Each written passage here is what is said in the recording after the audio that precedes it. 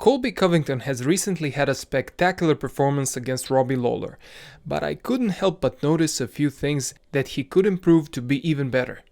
If you want to find out what these are, stay tuned and watch this short video. Are you interested in improving your striking and dominating your opponents? If so, check out my MMA Striking Made Easy instructional. The link is in the description. Hi, my name is Mark Leichner from MMAcoach.net, where we teach coaches, fighters and enthusiasts how to train smart and not just hard. Today we're discussing Colby Covington's skill set and what can be improved upon.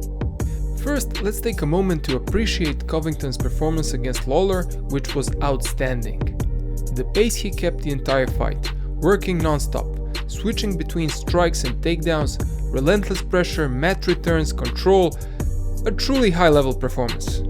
Let's also appreciate Lawler for getting up so many times and enduring against such a difficult opponent, which was not easy. Now, let's look at the fight statistics.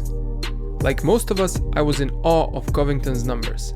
Over 500 strikes thrown and 19 takedown attempts.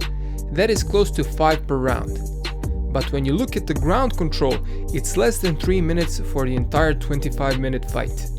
Despite amazing transitions between striking and wrestling, and great mat returns, I think he needs to improve on two things. One is ground control and ground and pound, and the second one is submissions. Let's discuss ground control and ground and pound first. He attempted 19 takedowns and landed 13 in the fight. While that is impressive, he wouldn't need to do so much if he had better ground control. Lawler then could not get up or would get up less, and Covington would be in a position to deliver ground and pound and possibly finish the fight. I'm not sure if Covington landed one significant punch on the ground at all. While he was hindered by Lawler getting up so much, there were a few chances to deliver significant strikes. The most notable to me was an opportunity to land a very big knee to the ribs in this situation.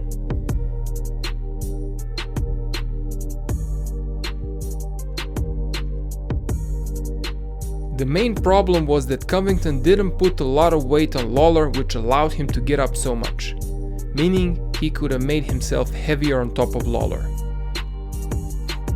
Covington did follow these get-ups with mat returns many times, which made Lawler expend more energy, but it is best avoided if possible since the mat returner is also exerting himself. Just to clarify, I am all for mat returns, but if you can control your opponent with good positioning and ground and pound, that's even better. Take a look at the following situations.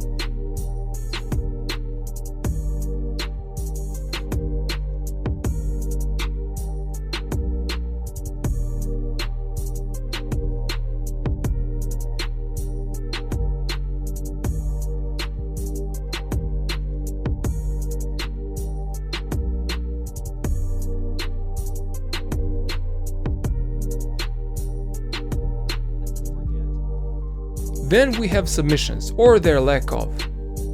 Colby Covington did attempt a few rear naked chokes, but I was under the impression that he didn't want to do it over the chin, but clean under it, like you would do it on a training partner who you don't want to get hurt. If he couldn't get under the chin, he could have attempted over it, or a neck crank like Damian Maia. That of course depends on the skill level in this position, and we cannot expect him to be a master of every position. All fighters have preferences, and these were just ideas. Another idea for a submission is also a neck crank from this position. It is done by taking a seatbelt grip and putting him down on his back. I have a video on this technique, and you can find it up in the cards or below in the description. To be fair, Lawler is known to be a very difficult opponent to take down and keep down, so Covington had his hands full. On top of that, he sustained a gruesome cut on his eyebrow 3 weeks before the fight, so he couldn't prepare properly. He said he could only run, and that can mess up your preparations quite a bit.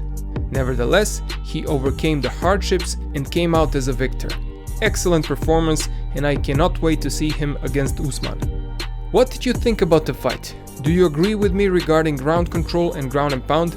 Let me know in the comments below. If you like this video, like it, share it and subscribe. And if you'd like to take your MMA training further, check out my instructionals and especially Total Ground and Pound Blueprint, where I go into tiniest of details when it comes to ground control and ground and pound. My name is Mark Leichner from MMAcoach.net, and I will see you again very soon.